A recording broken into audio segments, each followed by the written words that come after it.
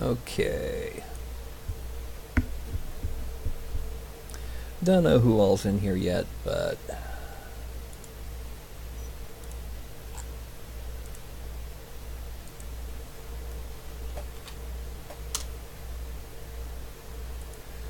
yep.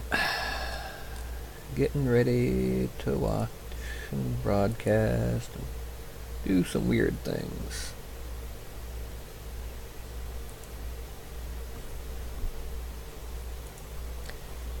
And sadly my little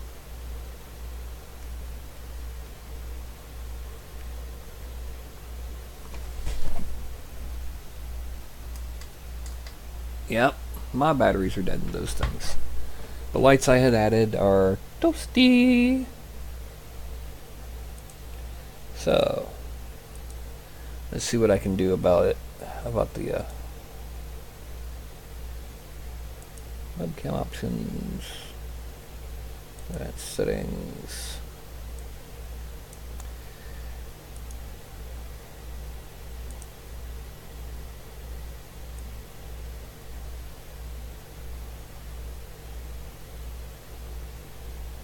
That should be good enough. Oh well. Let's bring up the color intensity just a little. There we go. Shave.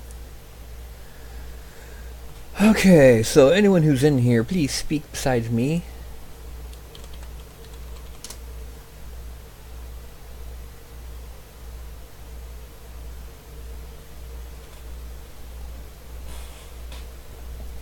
Because I'm going to need an audience to tell me what to do. I'm just that way, you know. Got a little bit of a kitty shoulder here. Basically, today is going to be some form. Excuse me. I'm either going to be making weapons or other props for the figures, or I'm going to be making new species, new shapes for them. So that's how things go.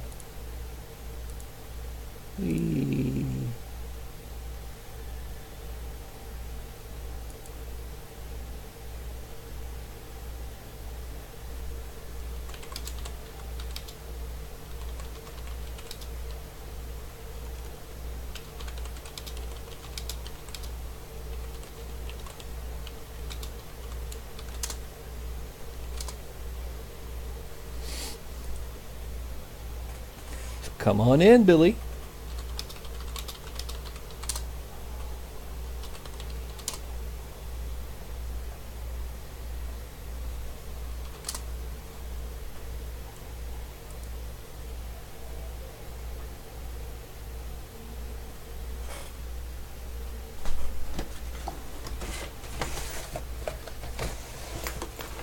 Ow, ow.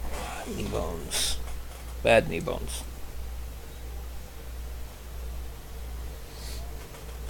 And hello, Billy. Oh, bad Billy. Naughty, naughty. Wait a minute, I shouldn't call you that because you enjoy it too much.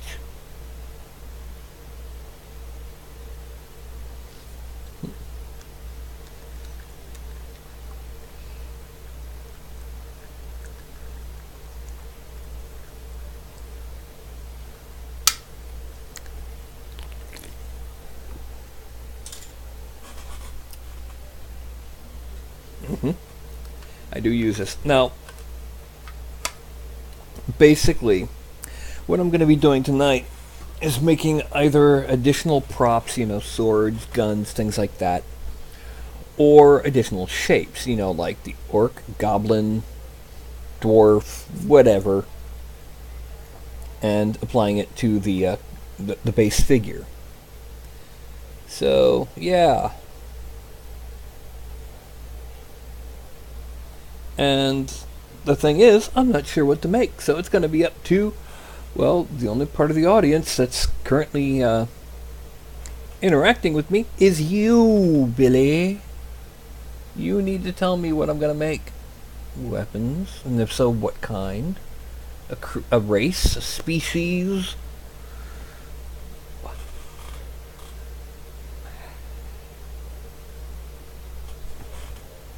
Yay.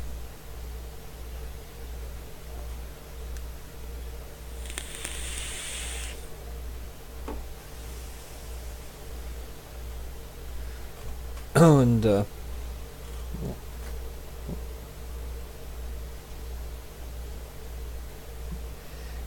drag people in here if you can.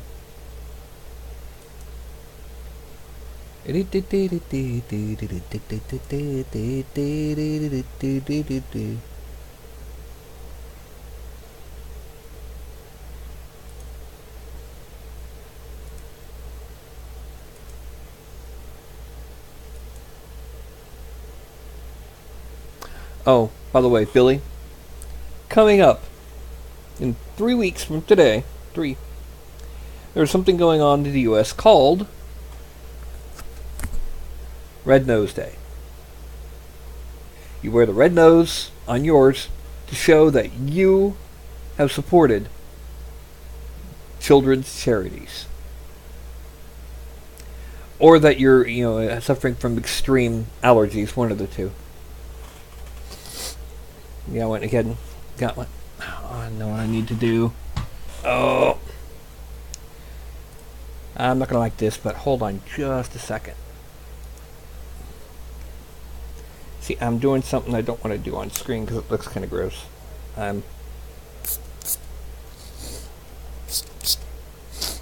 Sinus medication, yay. So, no Billy. It's just me again.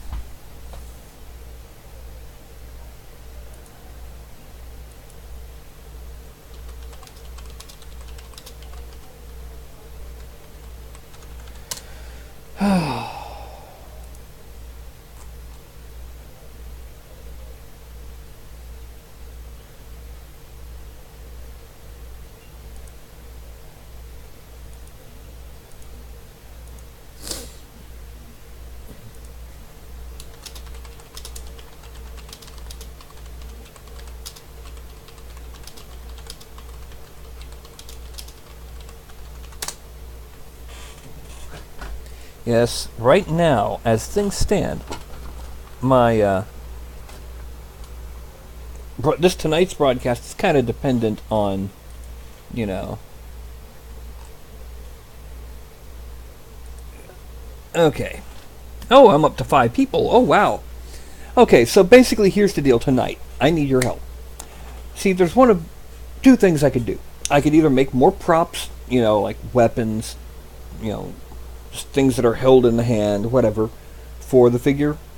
Which, you know, I'll be able to, you know, like, if I decide to create a, I don't know, a bullwhip wielding character, I've got a bullwhip to put in his hand. Or new races. These new races could be things like, you know, the ones that exist on the figure as it is, right now. You know, there's human as the default, and there's elf, dwarf, gnome, halfling, orc, ogre, goblin, reptilian, and deep one. You know, the Fishman. So, like I said, I can either add more props or more species. So, where should I begin?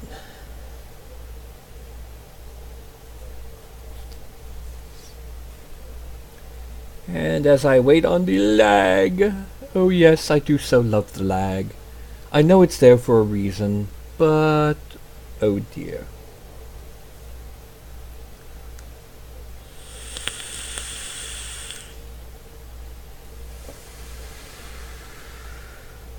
Some props. Okay. Right now, if we're going for props, then what we need to decide is, are we going to go for science fiction or fantasy? Or modern day? Yes. See, the past, the future, today. And for fantasy, for example, I could make a new variant of a mace or some other weapon. Or I could make, like, you know, a spell to be held, or like hold up and it's like a disc of like those things that Doctor Strange does, or whatever.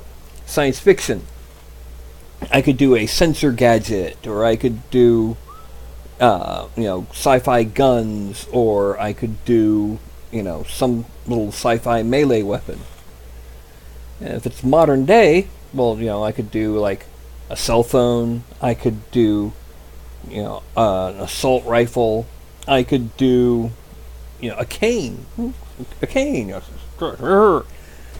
know, things like that. So, come on, give me some ideas.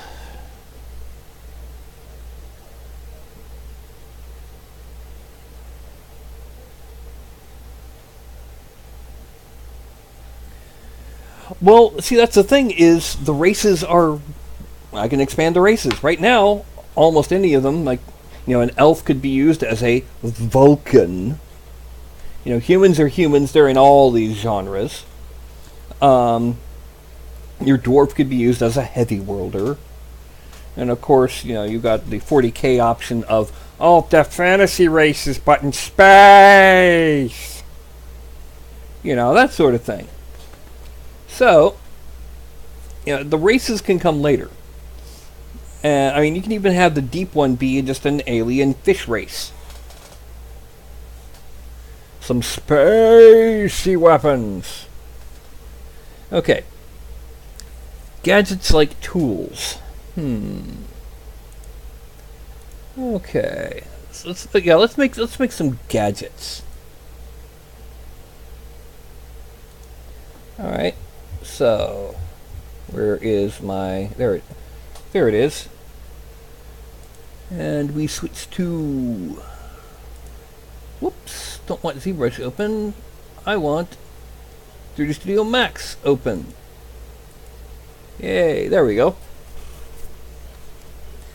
Now, the thing is, it has to be very blatant that it's a gadget. So, it's going to be larger than a real sci-fi gadget would be. I mean,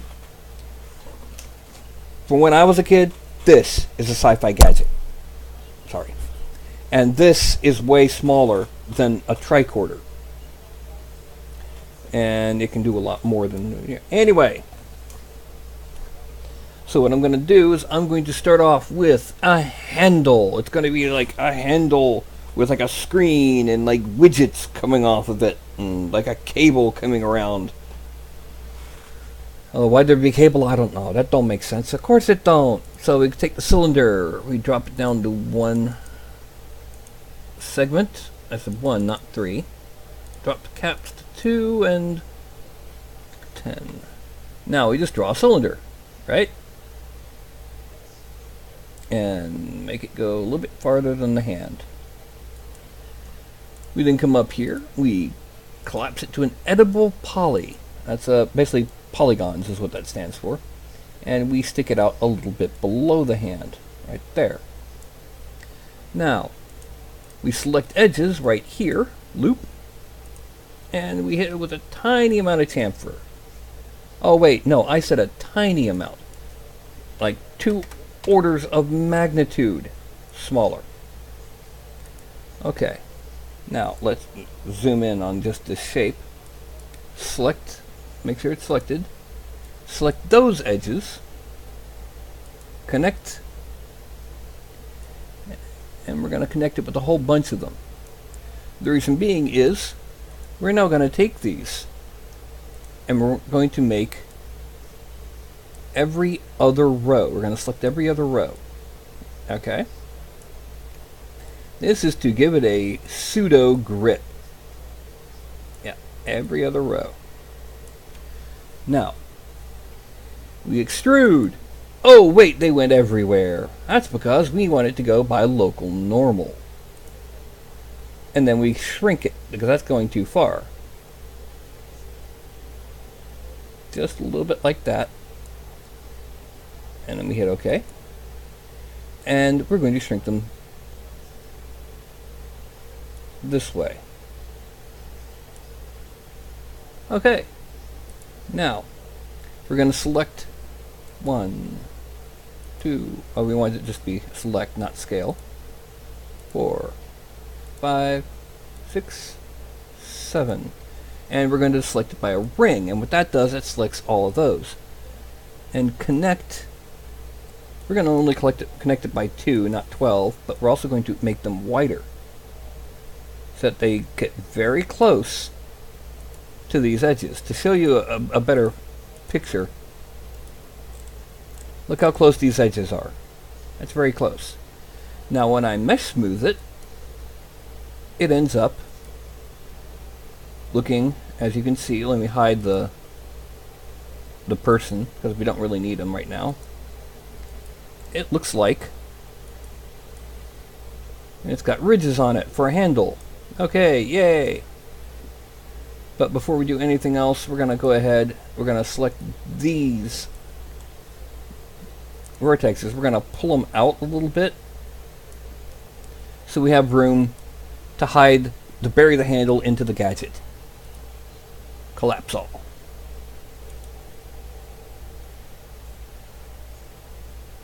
Yep. Now, I've got the handle here. Let's hit, I just tap Z on the keyboard and it zooms extents. You know, so that way I can see what I'm doing. Yay. It's too dark when I turn it off, so let's go back and change the color of it to be, let's make it this pale green color. Alright, now, the next thing is we need a box on top.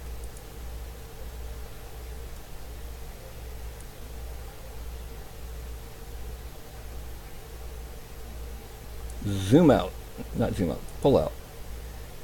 Yes, pull out. Pull out. Yay.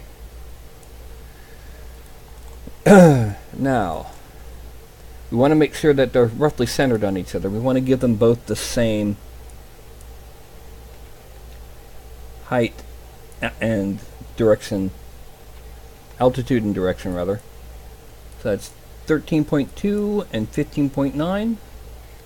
13.2 and 15.9. Actually, let's bring it a little bit closer this way.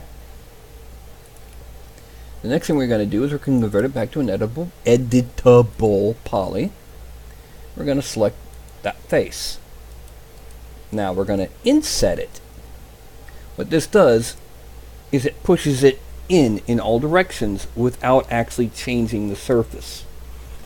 And that's good, because we don't really need to worry about exactly what it's going to be, because we're going to be taking them and adjusting them anyway. Want it near the top. And we actually kind of want it a little bit taller than this. We're going to be adding little buttons down here. And now we're going to select this again.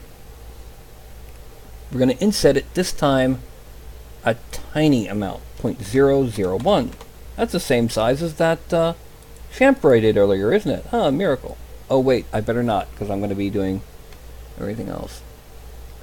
Alright, next time we just grab it, we drag it down, too far, drag it down to here. We're going to extrude it out again. The reason for this is because this is a screen, we need a nice little edge.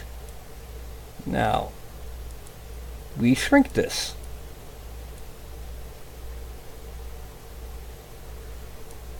It's an exaggerated screen. Now what we do is we select these edges and invert, and we're also going to deselect 9, and then we're going to chamfer them all by 0.001. Yes, but the end result, however, we've done is this is not one vertex. Right here. If we look down here, we see it's actually 2. So we need to select all 8 of these vertexes. We click on Weld, and it's 4, which is what we want. Now we click on Smooth and select a 1. Well, we need to make those edges just a little bit sharper. So what we're going to do, first, we're going to select these edges right here. We're going to click Ring. Those are actually 2 separate sections of this device. That's the outer box, the sides, and the inner gap before the screen. So we're going to go ahead and we're going to connect them with 2 segments very close to the edges. Then we need to make a connection here, except we're not going to keep this one. We're going to do it again, but down here.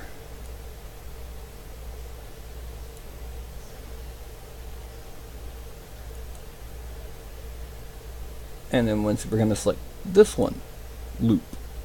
And I'm hitting Shift Backspace. It removes the loop without adding any issues.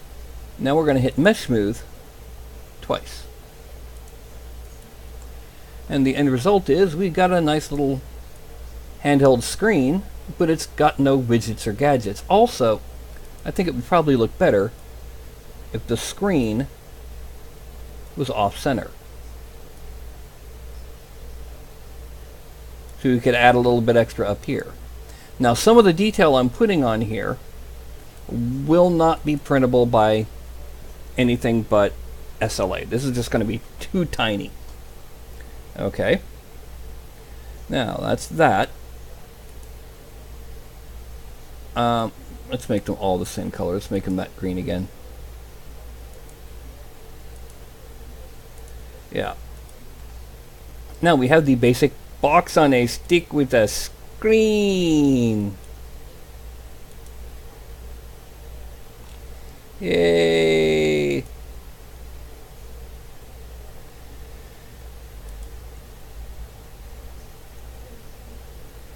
Alright, box on a stick with a screen. Let's go ahead and add in the dials. The dials are going to be rather large.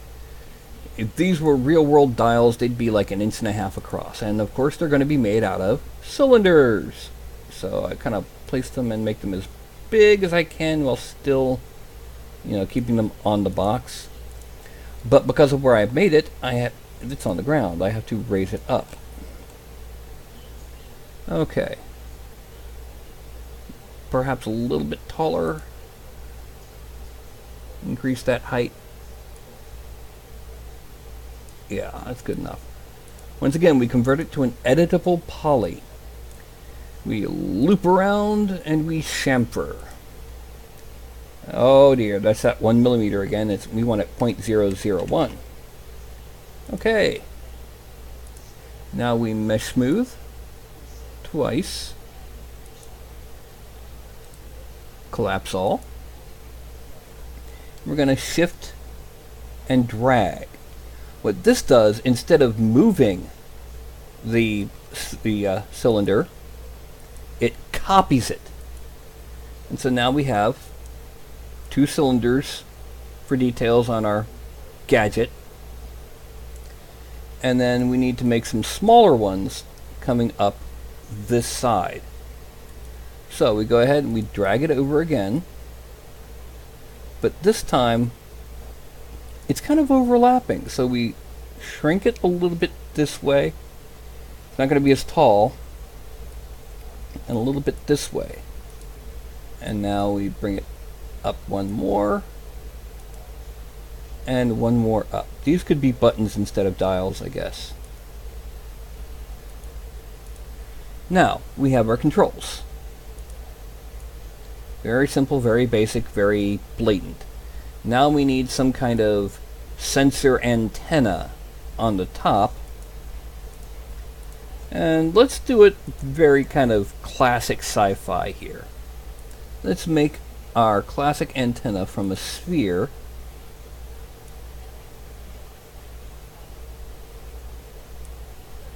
And then what we're going to do is we're going to go ahead, we're going to do the same thing we've done before. We're going to center it to the rest of the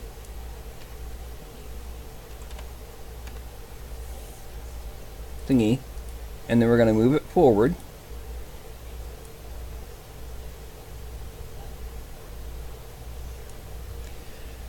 And we're going to drop the number of segments because that's way too high resolution for what we're doing. We're going to drop the segments to 16. That sounds good. And we're going to have to push it in just a little. And then we're going to click and we're going to drag it out. Now what's going to happen is both of these are going to get turned into editable poly.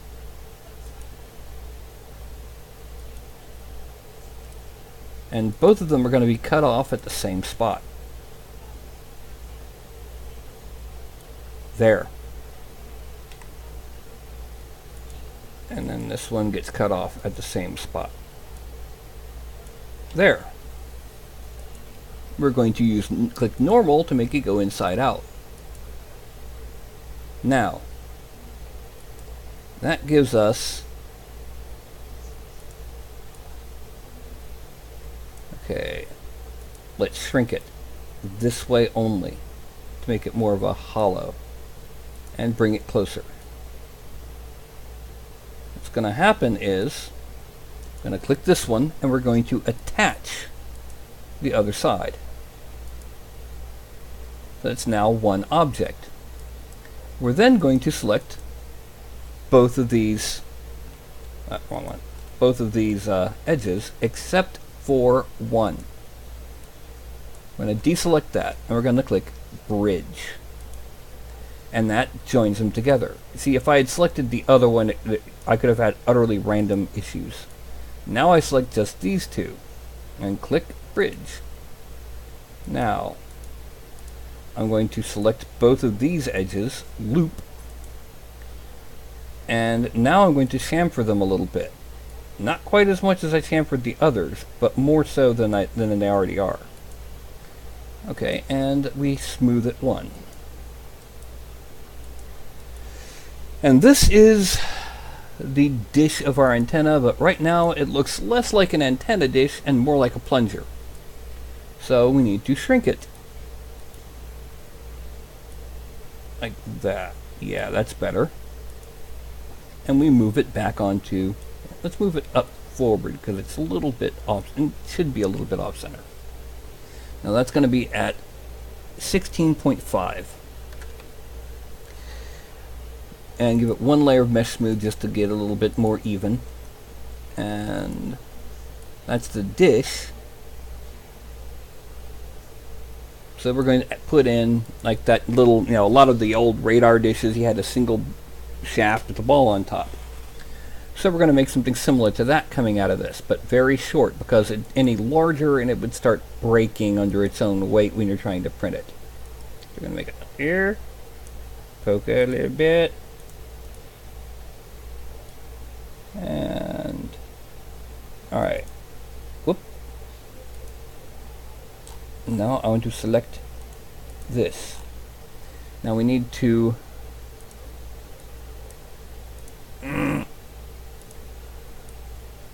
turn the screen. I'm going to select that shaft again, and we're going to increase the height until it starts poking out more than just a little. Convert it to an edible poly. Select all the vertexes at this end and then shrink the selection so that we're only selecting the ones kind of in the middle. We pull it out just a little bit, and when we mesh smooth, that will round this off. We're also going to go ahead and click connect to make it a little bit wider and a little bit more towards the left to sharpen this edge, because we don't want it. Alright, the reason we sharpening some edges that are hidden is because when I go to make the finished sculpt, and I use what's called Dynamesh with the finished sculpt, then anything that's got open geometry will become all sorts of crazy. Anything that is not sharpened will smooth into, what we don't want. So I'm already giving them one layer of smoothing, and then sharpening them on top of that. Okay, that is our sensor. The next thing we need to do is put in a little cable coming from the bottom to the top. So what we do is we're going to need to make a bottom. Yay! We're going to make it cylinder shaped. Yes, cylinder. I love the cylinders. They're easy. They're basic. And if they're not thick enough like that, they will break off easily, so we extend the height.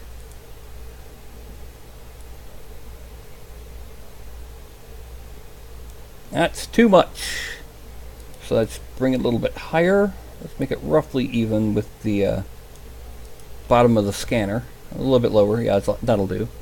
And we reduce that height a bit, so it's all one big circle. Okay. Editable poly. Select those edges. Seeing a trend here? And loop. And then we hit chamfer and change that 1 millimeter to 0.01 millimeters. And mesh smooth. We can deal with this one being a little bit rounded. Now we select the whole thing, and we're going to go back to this color just to make sure it all stays like one unified appearance. But wait, you say, we don't have our little cable connecting. That's right, we don't. So what I'm going to do, I'm going to spline, and I'm going to draw a line from this over here. Let's make sure it's corner to corner. From here, coming out to there. Yeah, but number one, the line needs to be moved to 15.9 to make it kind of in the middle of all this, but let's bring it up a little bit so it can be, let's make it at 16.5. Make it even with the pommel, not the handle. And we're going to do what's called enable in viewport, rendering it as a tube. Well, number one, that's not thick enough. It needs to be thicker so it'll print properly. And that puts us right there. Wait a minute, we want to move this down a bit. Okay, that is right. Edit effect pivot center. Okay, that is at 16.003. Let's reselect this. Oh, and change the color because we need it to be visible. Let's make it purple for right now. 16.003. Now let's increase that thickness just a little bit more, and that should be good enough. Edible poly. Now, the problem with this edible poly is that it takes these faces and they're erratic. I don't like how they end up. So I hit delete. And now I've got two open ends. So I select them both and I change back to edge selection instead of an open edge. And look, they're still selected. Well, let's go ahead. Let's chamfer them by 0.001. But that does nothing except if we look in really, really close, it just adds in a second line. They're still open edges. Oh, wait. This tool here, this middle selection, only selects open edges. I zoom back in, and as you can see, that other edge isn't selected. So I then hit collapse. Each individual open edge has just collapsed, giving us a cap to these, to the ends of this tube. I select one of the outer edges of this these caps.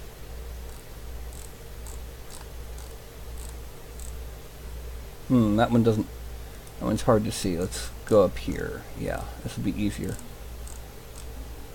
No, it didn't. What? Where am I? Okay, it would be the frontmost, so this will be easier.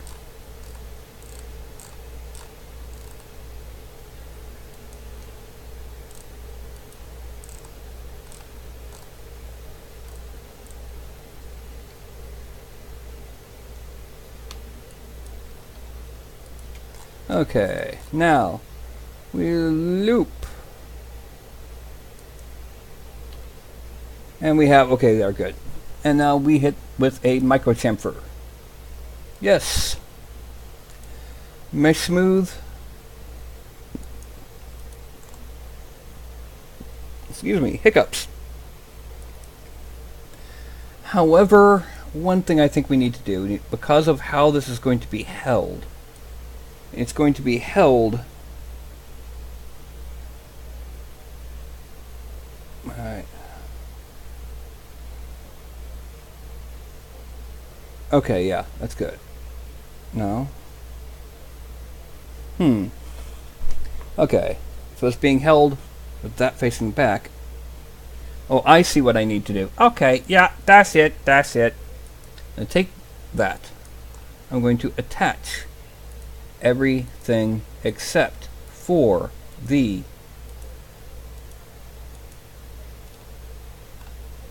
handle. And then I'm going to rotate it 180 degrees.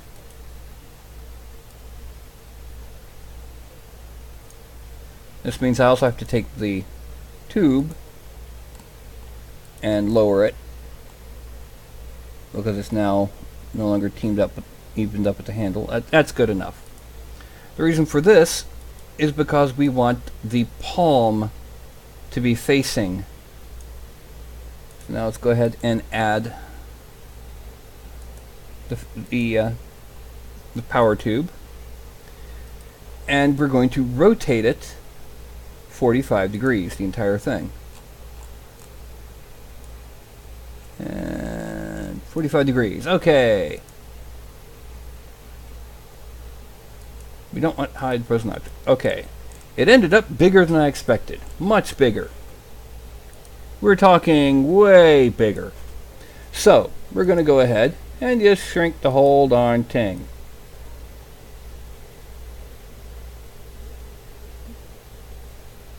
That's good enough.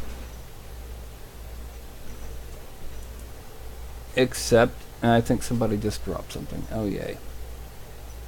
Except let's go ahead and make that cord, the power cable, smaller. Now let's move it back that way. And we're gonna move it like this.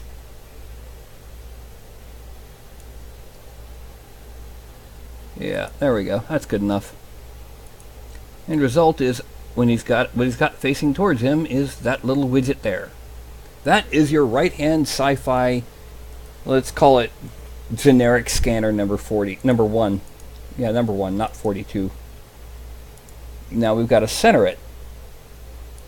The reason for this is because we want as many of our props as possible to be ambidextrous.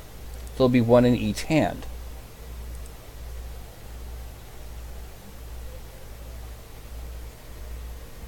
Okay, so now this with the left hand selected. See, I mentioned this before. When 3D Studio Max mirrors an object, it's not making a mirror of it. It's taking it and it's scaling it from 100 to 0 to negative 100. So it's actually inside out. So I need to click on Reset Transform and Reset Selected. And it suddenly turned black, you know. Then I click on, back on this page, I click on normal, and it flips the normals back. Collapse all, yay. Now, let's, one by one, this file, export selected, and we're going to drop it into, oh, you can't see this, that's right. I'm right now in the process of finding the directory that I use for, you know, all these minis. Props Sci-Fi. Saving it as an object file, and we're going to save it as Sensor 1 L hand. Sensor 1 left hand. Save. Yes. Export. Done. Delete. And this one will be saved as Sensor 1 R hand. Save. Export. Done. Delete.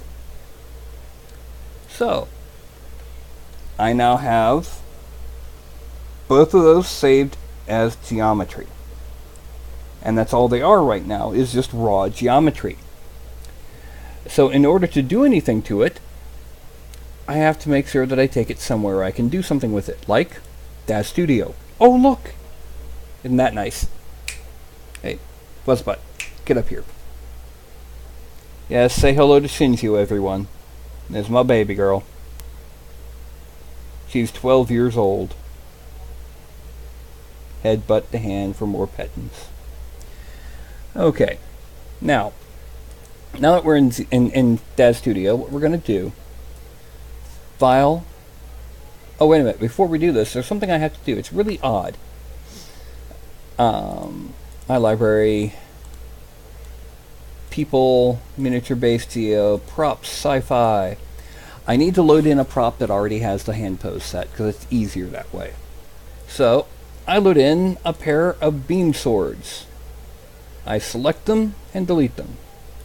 And what that does, I've got the hands in place. So now I file, import, Sensor 1 left hand, accept. And then I parent it to the left hand.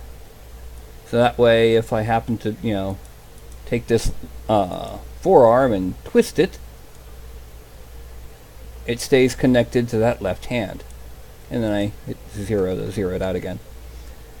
Now I'm going to select the sensor, File, Save As, Support Asset, Figure Prop Assets. I'm going to save it to the Sci-Fi directory. Sensor 1 space L hand. Save it. And the miniatures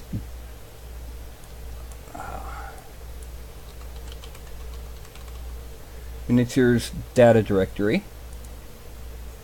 And now when we go to the Sci-Fi, there's 11 things, because down here it has down at the bottom, down there, it has added sensor 1 L hand. Now we select the hand, fingers, and the sensor. We're going to save it as what's called a wearable. What that means is it not only will automatically load into the hand, but it'll load into the hand and the hand will close around it. And that's saved as sensor 1. It's saved over top of it, basically. That's because this file format does not save the data files, the base geometry that it would need. It only saves the pose and loads in the file. We have to create that data file by saving it as a prop first. And then once I've done that, I go ahead and I delete the left-hand sensor, and we file import sensor 1 R hand, right hand. And we drag it up, and it's now parented to the right hand, just like we did before. Sensor scanner thingy. Now, I go ahead and go up here, Save As, Support Asset, Figure and Prop Assets, and Sensor 1 space R hand. Save it in the data directory for miniatures. Accept. Okay, now I have to select the hand all the way through the sensor. See how now all of this is orange? And I save it as a wearable preset over top of the original prop. I have to do a few other things that I hate to say it, you can't see here because of the way that the windows are created. But it's not a lot of work, it's mostly just a little bit of busy work. Okay. So now we have that sensor saved as a prop for both right and left hands. And if we wanted to, we could also load in a left-handed las pistol for our buddy, so that he can not only be sitting there scanning, but he can have his pistol ready if he needs to shoot something that shows up on the scanner. Yay!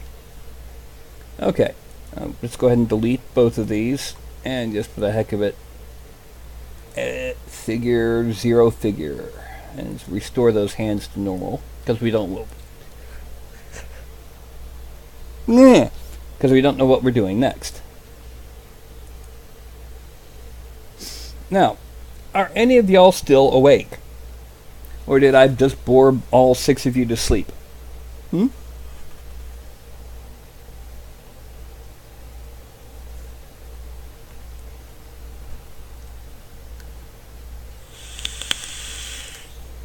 Okay, we have made a prop. Should we make a new species? For example, a troll or a new form of alien, or who knows what. And hello, Nick. And for some reason, hold on just a second.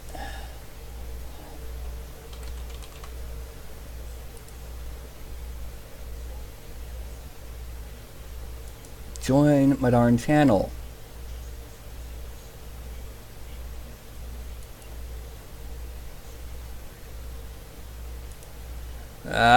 Come on, okay. Mod at night. What?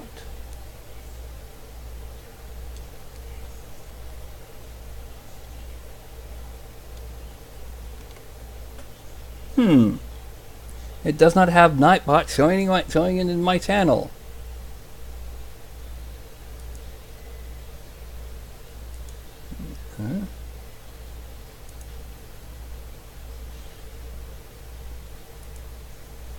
Huh?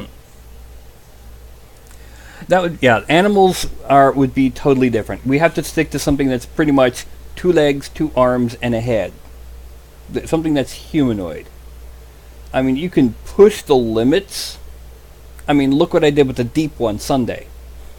But there's a difference between different proportions and something, a completely, utterly different build.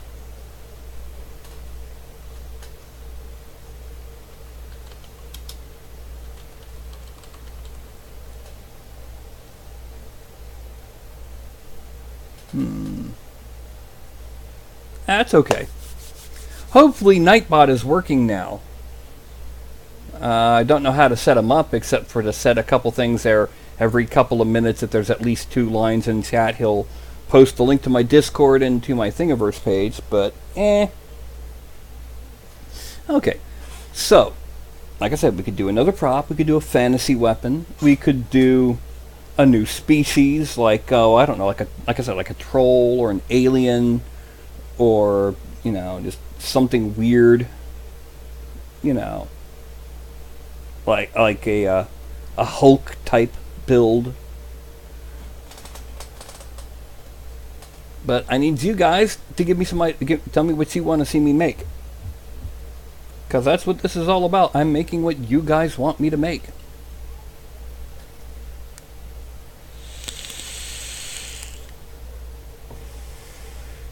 I mean, right now, if we go into the, I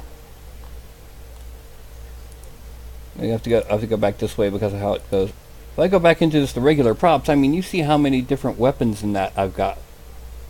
Staves, spears, swords, axes, maces, morning star, hammer, more swords, flail, crossbow, longbow, shields, club, quiver.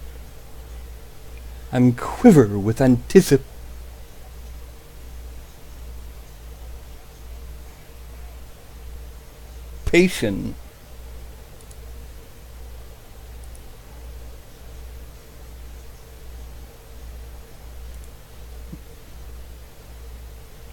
So, actually it's time for me to grab another soda. Yay, or grab more soda.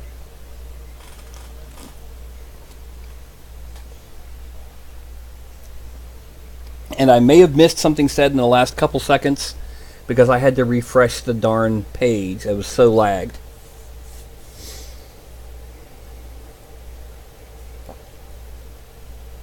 Now, the reason I still have it on the Daz Studio window is because if we are doing a new species or new race, I'm going to have to start here. If I do a new prop, then I go back to 3D Studio Max, which I did not close. See, why do they call it 3D Studio Max and not, 3D Studio Bill or 3D Studio John? Why is it Max?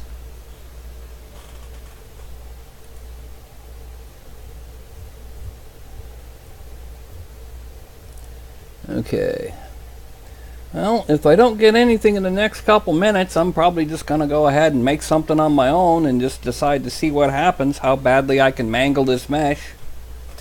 Yep. Excuse me, hiccups.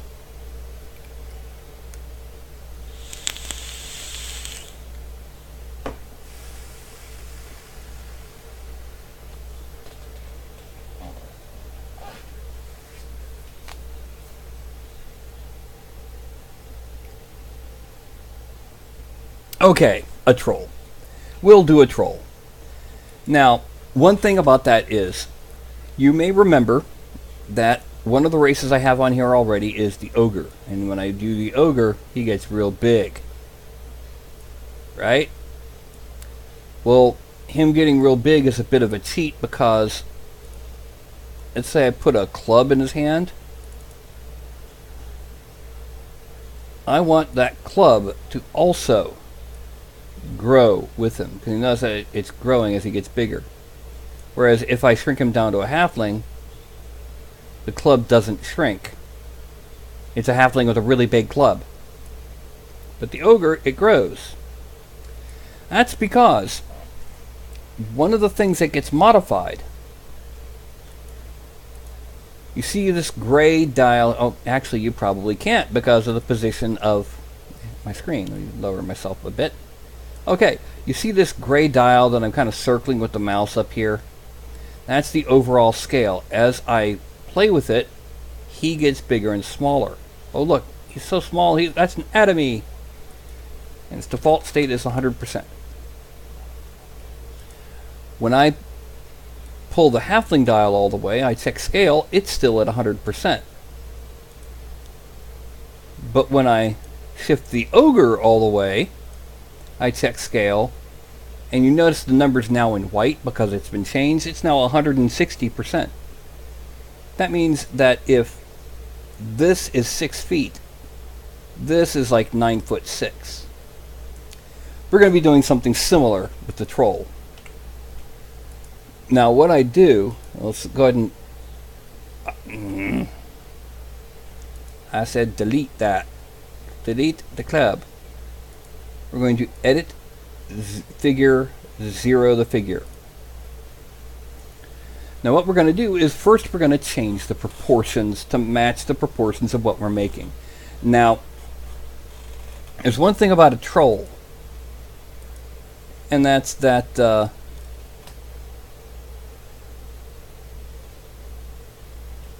okay, Billy, try refreshing the page. Also, we're looking at races. The actual individual miniature sculpts will be Sundays. This is just adding in further versatility to what I have prepared, so that I have a wider variety of what I can do next week. She's responding in a different Discord. Okay, the thing is, trolls. Let me pull up a couple images of trolls on Google image search. Okay. And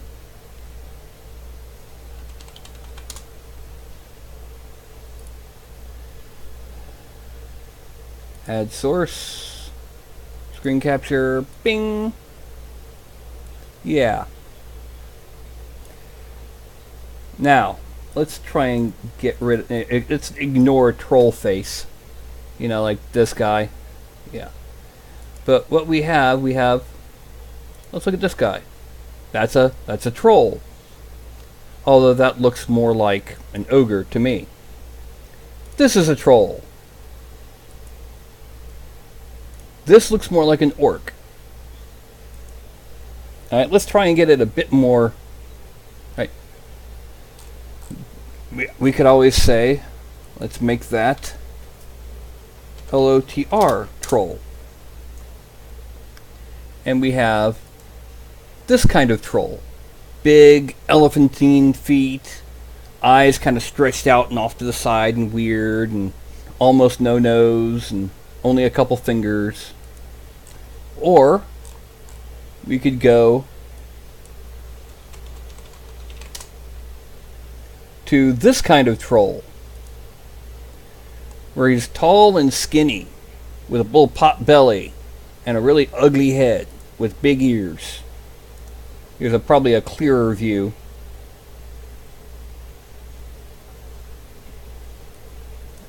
Basically what I'm saying is, troll, as varied as we see orcs, there's even more variants on trolls.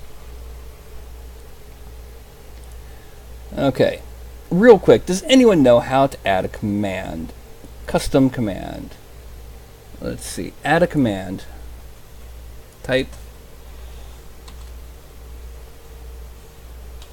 my stuff.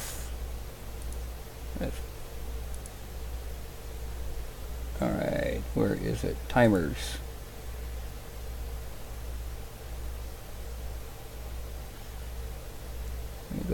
copy that text. Yeah, let's give it a command. Add command. My stuff.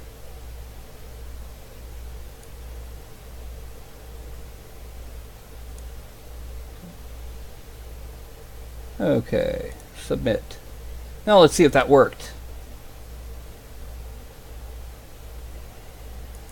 Okay, you mean the orcs from World of Warcraft?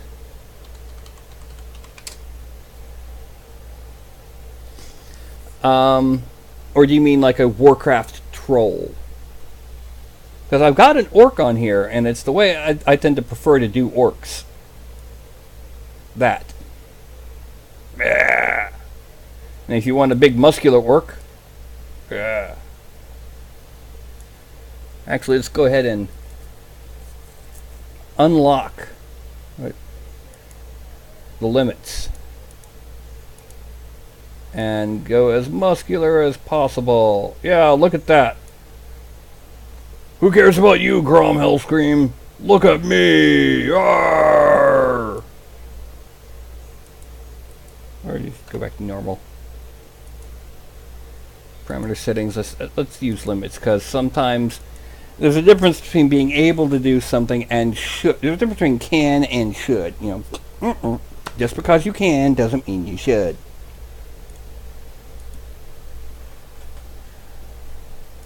Okay. Oh. Gee, thank you. I completely forgot about that screen capture was there. Bye-bye. Remove. Okay. Let me show you what I was talking about. Let me show you its features. Turn off use limits.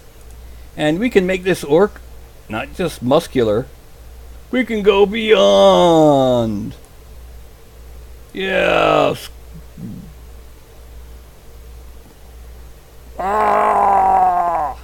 That's what happens at 1,000% muscular. Yeah, no.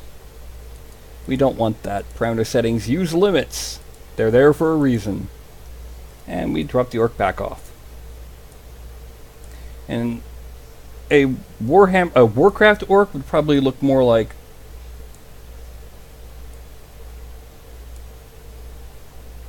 and that maybe with a little bit of that, but scaled back up, and then load in. Oh.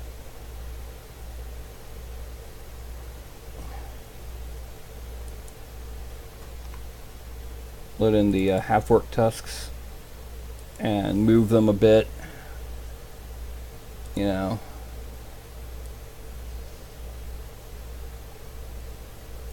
Wrong way. Put them in there, and there you have a Warcraft orc. And let's delete both of those half-orc tusks. Yeah.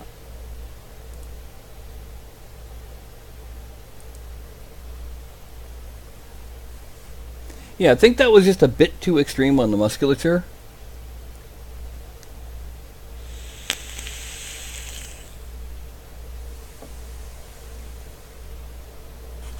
The thing is, basically, I already have in here a lot of versatility, and the fact that you can put in like just partial bits. I mean, if you wanted some kind of really weird psycho mix crazy person thing, you know, I can make him part deep one, part orc, and then make him an ogre to make him huge. And you've got an Orca Man. Let's make that a little bit more deep one. And heck, let's give him a little bit of reptilian just to extend snout a bit more. Yeah, there we go. This is kind of a giant tubby dragon man, and then we make him muscular on top of that. And we got ourselves a giant tubby reptilian guy, and then we can further refine that in the final sculpt. And blah, blah, blah, blah.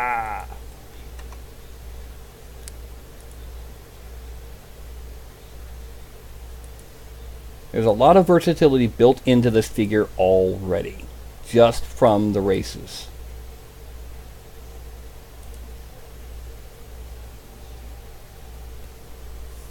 So again, I say, trolls. Do you want to see something that's more like... Because there is no actual definitive historical vision of what a troll looked like. I mean, it's not like a chimera. We know exactly what a chimera looked like. We know exactly what Medusa looked like. We know exactly what even Scylla looked like. We don't so much know about Charybdis, but he was just a whirlpool, so it doesn't really matter. It was something at the bottom, but we don't know what. But trolls. What little we have about trolls assumes you already know what they are. And then there's the fact that troll and tro, T-R-O-W, were totally different things. And they got mixed up and blended together by other cultures that were reading these things that people assumed you already knew what they were talking about. So, troll could be almost anything. Up to and including a huldwife. Sometimes huldwives were considered trolls. And to let you know what a huldwife is, imagine... there I am. Yeah. Imagine a wooden carving of a woman. And the back was empty. And hello, Ralph. No. No. No. Ah! Technical difficulties. Do you mind? Do you mind?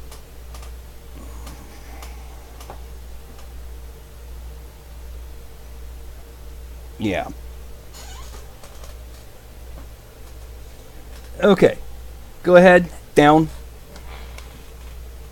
See, the advantage is you don't spray this at them. You spray above. And they run so it doesn't drift down onto them. And eventually, you don't even need to spray it. It works better than water. Water, they just get wet. This, they also stink. Or they think so. Soda. So, if the troll is gonna be left up to my imagination, trust me, it's gonna be a weird troll.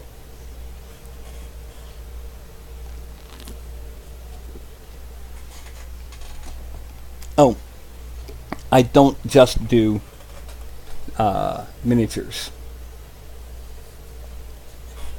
This I recently made. It's kind of hard to see. It's got a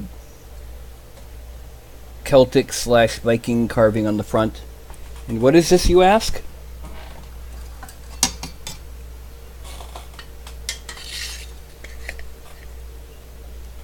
It's a wall hanger for a Viking sword. I just need to nail it to the wall.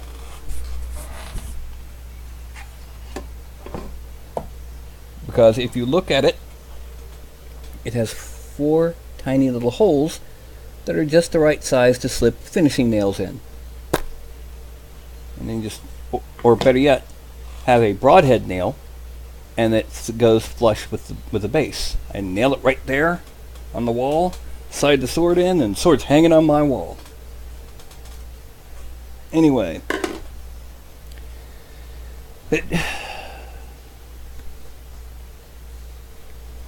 so, troll. Any further word on what that troll's going to be?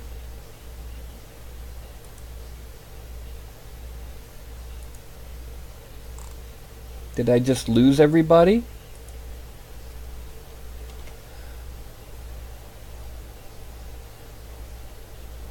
Okay, so it's Nick and Buzz are the only 2 left in here besides me.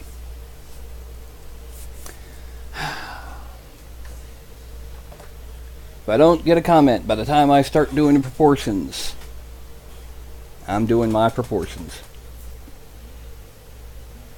Okay, so we open up Dad Studio. We'll go back to there. We zoom in a little bit. Now, the troll as I see it. First of all, he's going to have shorter legs than a normal human. So, first of all, let's go ahead and expand all of them. expand all, and select the thighs and shins on both sides. We go up to all, and where it says Y scale, unlike 3D printing, this program sees Y is up and down and Z is forward and back. X is still side to side. And we're going to shrink the height of the legs. Oh, actually, no, we're going to do more than just shrink the height. We're going to shrink them overall. And then we're going to shrink the height. And hit D to drop. We're going to make the abdomen a lot taller. Y scale that abdomen. And then we're going to make the hip a lot larger. Especially in the X scale.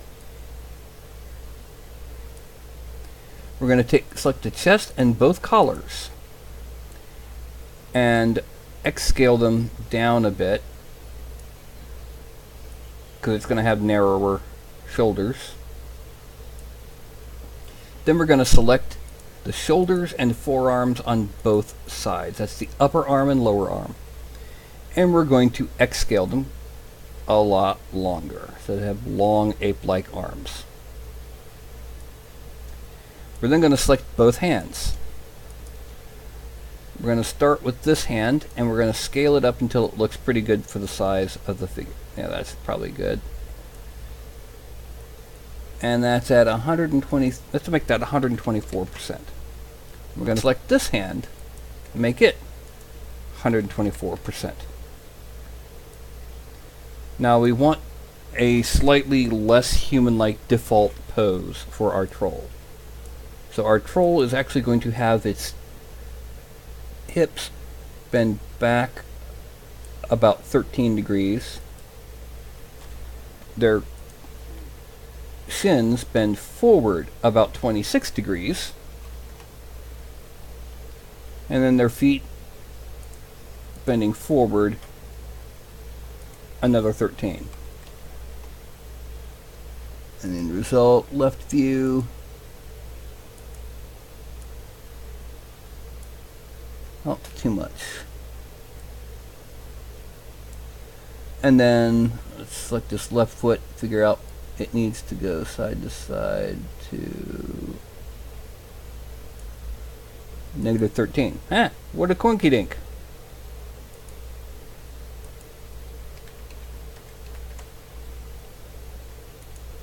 Now, we've got the hip going back, but then we need the chest going forward a bit, chest and abdomen going forward a bit. Then the collars rotating until the arms are basically forward. We need the neck bending forward a little bit more, but also a little bit longer, so Y scale it out. Then we take the head and we bend it back. Now we need our head and all of its associated parts to be larger, because the trolls have big heads, especially in the X and the Z.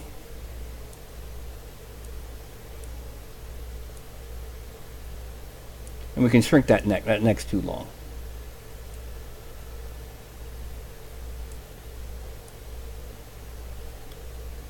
Now that is the default proportions for our troll. Oh, we need the feet bigger. So select both feet and both toes.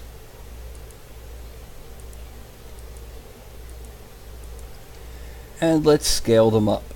Yeah. Except for, no, let's shrink the Y, because we need to be big and flappy. And then especially these toes, we need to make them wide.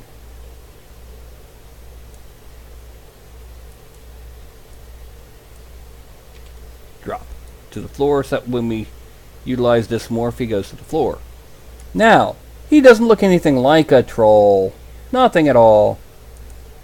So the next thing we do is we go ahead, we need to turn off the mesh smoothing and bring the resolution to base.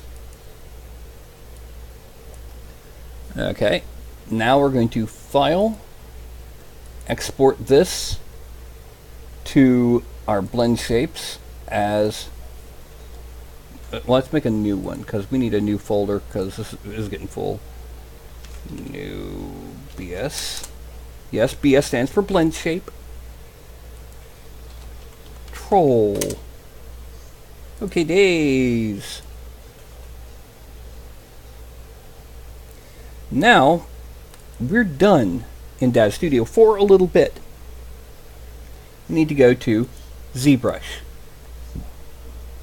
This is where the sculpting comes in, at least on this tier. We're going to go ahead and import. Go up and we find the directory that I put that blend shape in. And like I said, you probably can't see these windows because of how it handles things. But, oh look, he's now our troll. And when we zoom in, we can see the polygons. If I click this button, you can also see the different groups that make it up. But we don't want to hit that button. We don't need it. Okay, one of the first things we need to do, we need to fatten them up a bit in the belly. Give them a little roly-poly pot belly. So, the first thing we're going to do is we're going to go to inflate. And we're going to make it less powerful.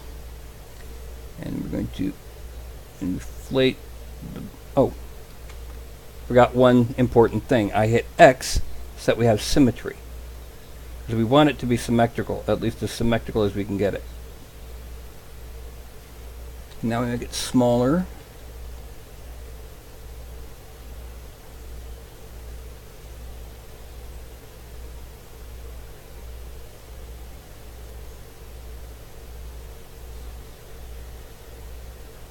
Now we need to smooth that out a little bit, just a little.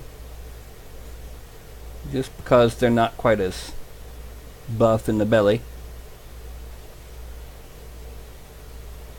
And let's also inflate just a little bit some of the muscles coming off into the thigh. It's a bit too much there, so we smooth it out.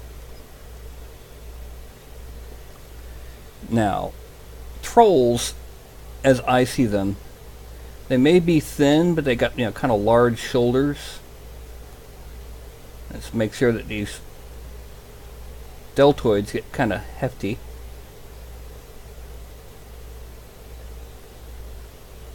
And decently sized arms. Not huge, but, you know, they're supposed to have a grip like iron.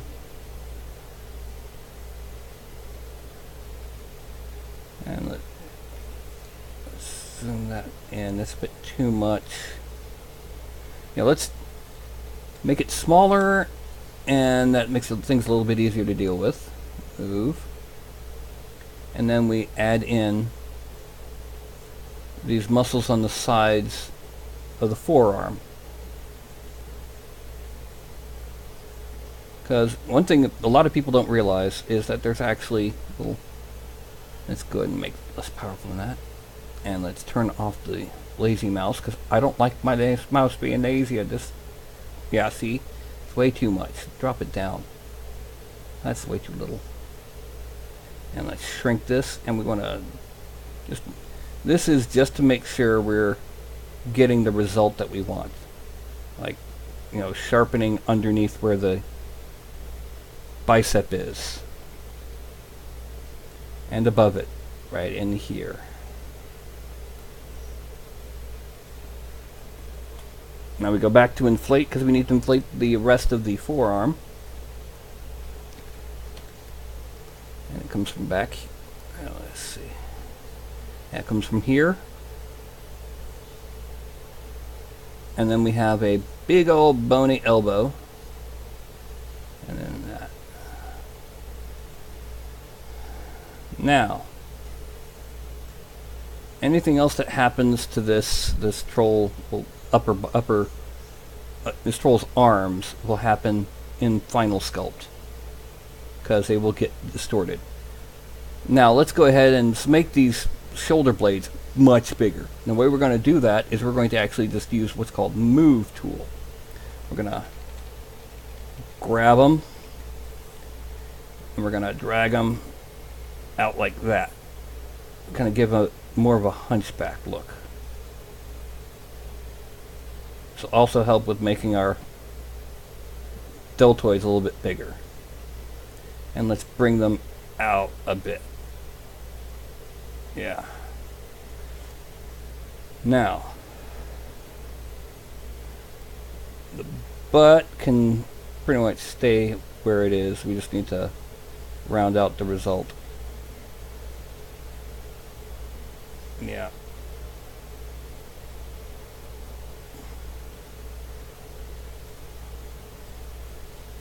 And that's the upper torso is looking fine. Yeah. Now, we need to work on that face. And we're going to play with it like silly putty by using the move tool, then refine what we get if we like it. First thing that is, these trolls have big old flappy ears too, so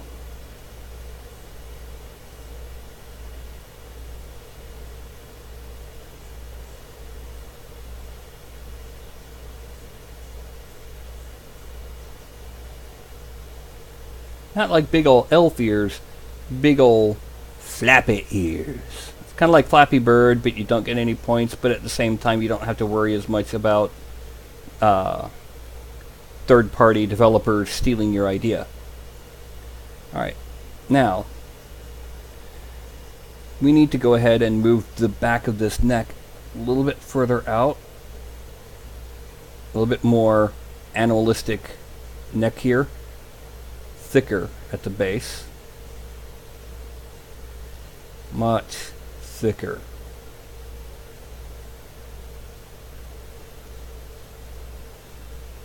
And then we smooth it out a little bit because this is how the head blends into the neck.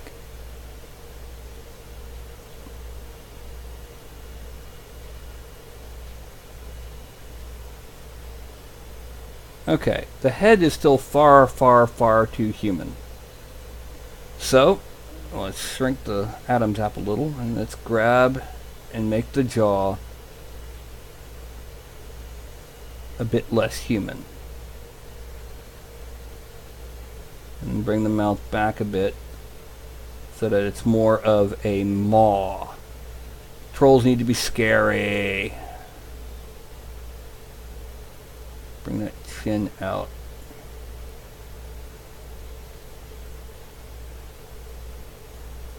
Now, troll need big nose.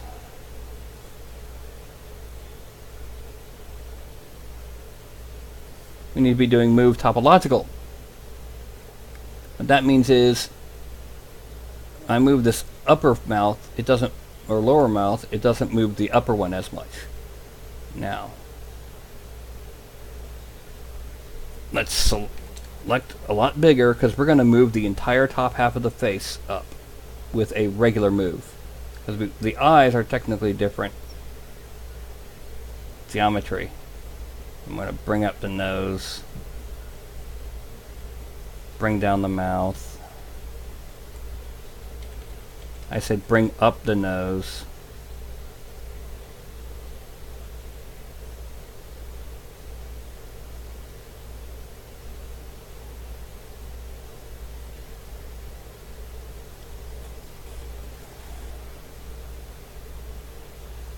Now, let's go ahead and go back to inflate. We're going to inflate these eyebrows.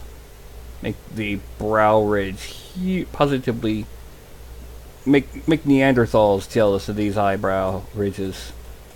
It goes over back behind the head.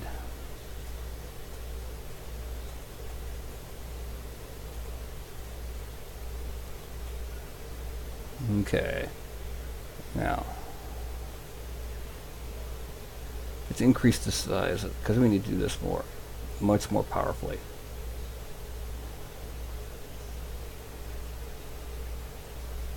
And let's make the sides of the nose a little bit bigger. Oh, too big, too powerful. Let's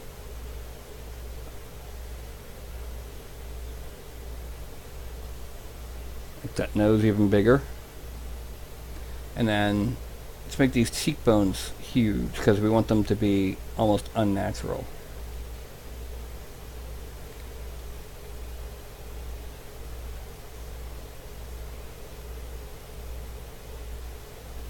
Bring out the jaw a little bit higher again.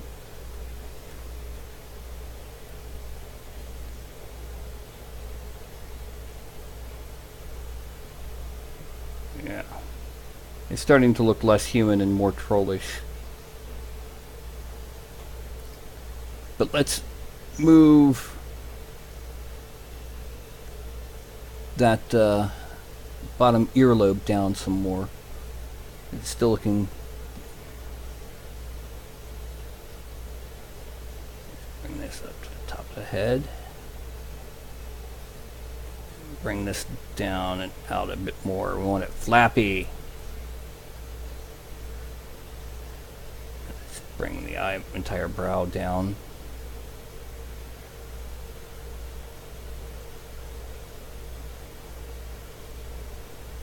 And just because, let's grab these cheekbones out, shrink down and pull it in.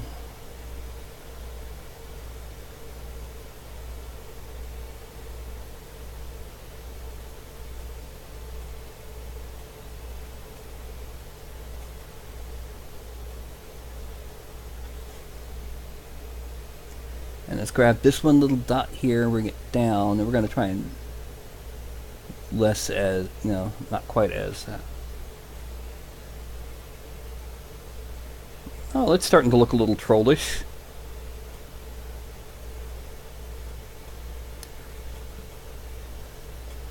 A couple of those points need to be just a little bit. Oh, don't do that to me. Okay. There. Frame. This will be your default troll.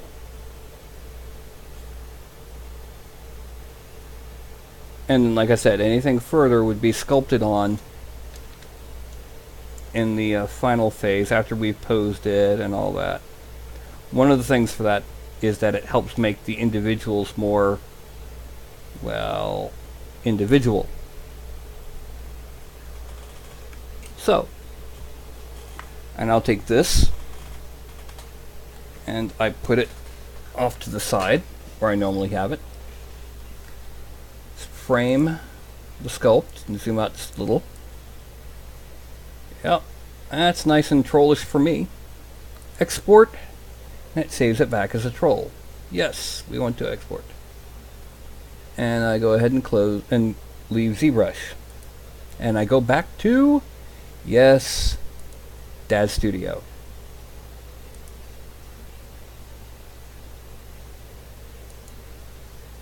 Now the first thing we do is we edit figure 0 figure. Alrighty, now he's looking good. He's looking back, nice, heroic, handsome man. And we're about to change things. You see, the window that I'm looking at right now, I can go ahead and show you that image. Looks like this. This is how it looked for, not this morph. This is how it looked for the orc morph. This is called Morph Loader Pro. What it does is it reads in all of the positions of the vertexes for the new shape, and instead of saying okay, completely replace the geometry, it just remembers, okay, this vertex moved this far in this direction. So, excuse me, it hiccups. The end result is I've just done that for the troll. I go ahead and I change the minimum to 0 because we don't want negative troll. Negative troll is bad. And when I turn the dial, it becomes a big ol' ugly human-sized troll. Now, we don't want human-sized troll. We want trolls to be even bigger than an ogre. So we're going to go 175%. 175% of human size. Then we go into this property hierarchy. And we go to parameters, and when we scroll down, one of the parameters is troll, right there where I just clicked on. And once again, I'm going to have a different window that this is not going to let you see for some stupid reason. So I saved a picture of it too. And this is called ERC freeze. What it does is any changes that have been made. Now, before I use it, I just realized I made one mistake. You see, oh, it's got to be 100%. 0% scale doesn't exist. Yeah.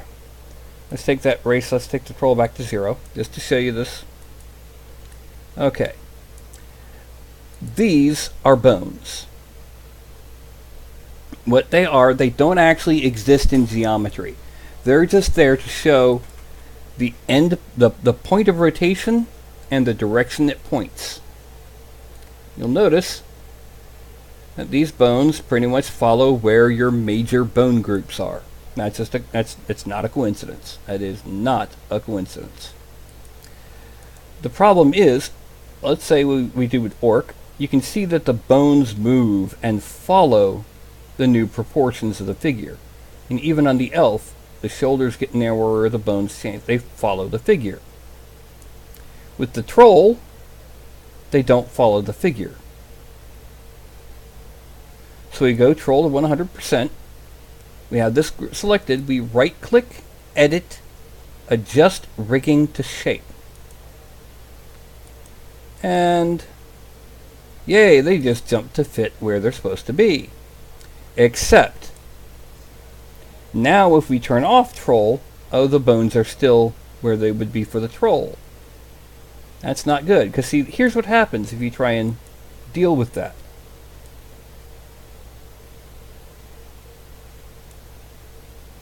Well, that's not a great one. Let's say forearm bend. Instead of bending at the elbow, it bends somewhat in the middle of the forearm and stretches it, no less. So, let's go ahead and turn the troll back on. And now, let's also go ahead and add in our 175% scale. And there we are. Everything's in the right position and the right everything. So, we go ahead to this property hierarchy that I showed you before. And I can go ahead and get rid of this. I just realized that half of what I just showed you was hidden by the image. But when I hit ERC freeze, it basically memorizes how when the property I just selected, which in this case is the troll property, is at full, these are the changes made to the default figure. So now when I go back to normal, he goes back to normal. And here we have our troll.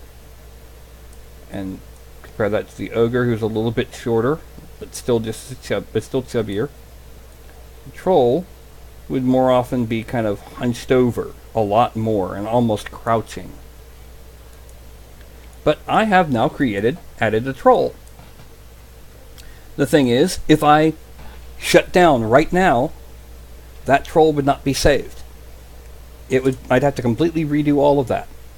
So I've got to save the morph. And again, this is something that, for some strange reason, it doesn't like showing. But by saving the morph, it actually makes it permanent. So now, if I wanted to, I could load in let's say load in a ray gun into his right hand and a sensor into his left. We put him into a bold standing position, but then we twist the upper arm so that he's reading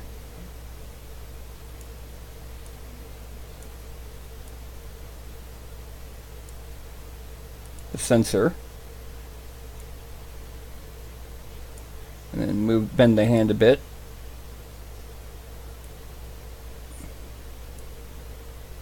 Okay, he's and turn the head so he's looking at the sensor.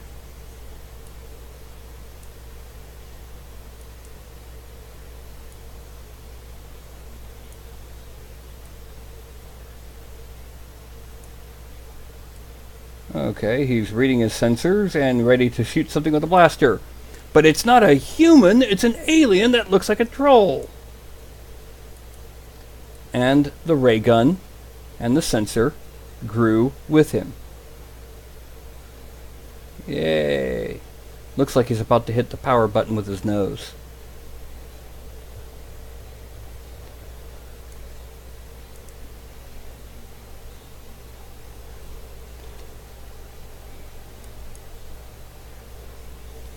So, what do you think about, we've added in a sci-fi sensor and we've added in a troll race. And we've basically used 3 programs. We've used DAZ Studio, which is the basic rigging, this is where I pose everything. We've used 3D Studio Max to make the prop sensor. And we've used ZBrush to make the troll body. Me troll. And we've done, both right and left hand prop and an entirely new race morph in an hour and a half. Maybe a little bit less considering the time it took to actually, get in and get people talking. Which seems to be a big problem. Getting people talking. Getting people in here.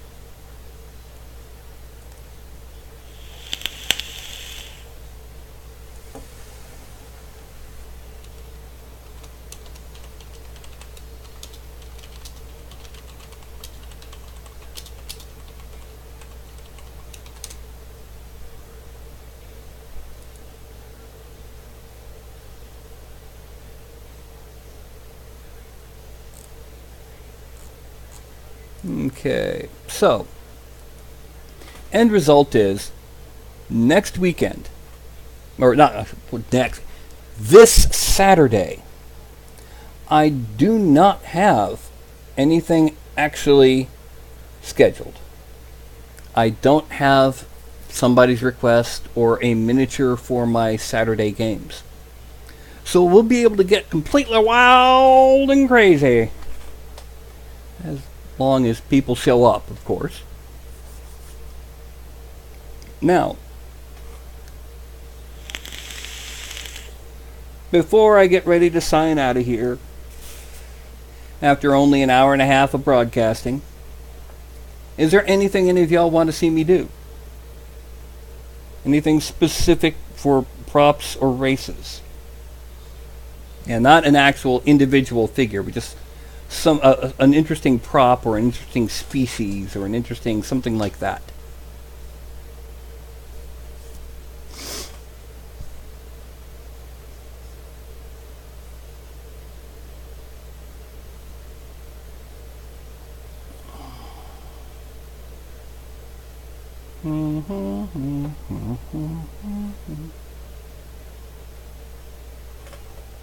When there's 2 people besides myself in the bot, it gets really quiet. I could start doing impersonations of cartoon characters and no one would ever know.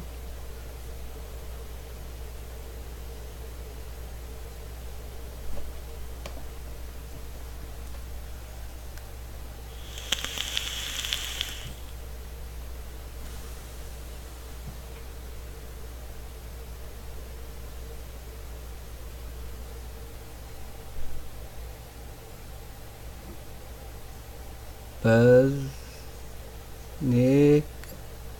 I think y'all are the only two in here besides me and the bot.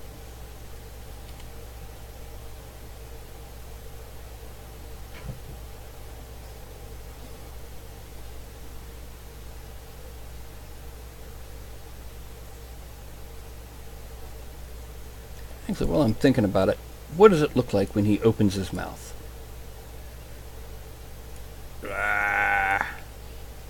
Oh, he don't like what he see. It's like, ah, oh my God! It's raised those eyebrows too.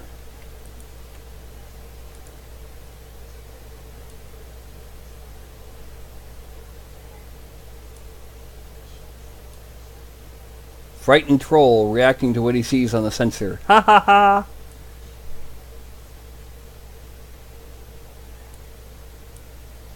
And if we wanted to make him a little chubby, we could edit figure geometry, add push modifier. Oh, that's just a wee bit too much. So let's go ahead and go down to yeah, adjustments. No, that's that. General mesh offset. Let's reduce this a little bit.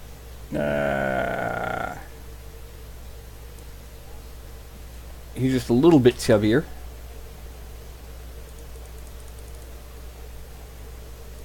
And let's make that 0.5. Yeah. Even chubbier. Ah! Or negative 0.1. Make him skinnier. Problem with this is that makes things get a lot pointier. And as they get pointier, they become harder to print.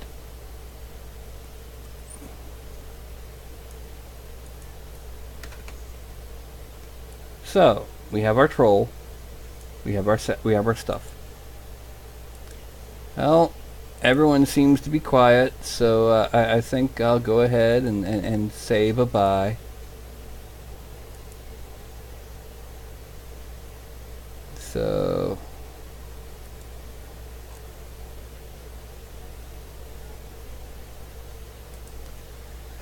Well, come on by on Saturday, where I'll have absolutely nobody saying anything in chat either.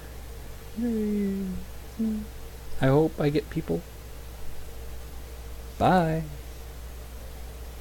Oh, I mean, yeah, gotta put this. Refresh.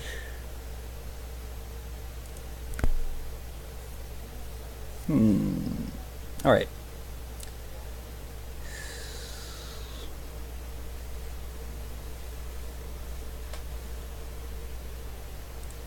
Now let's go back to here. Let's go ahead and close that out. Alright. So I am saying goodbye as soon as my hand becomes visible.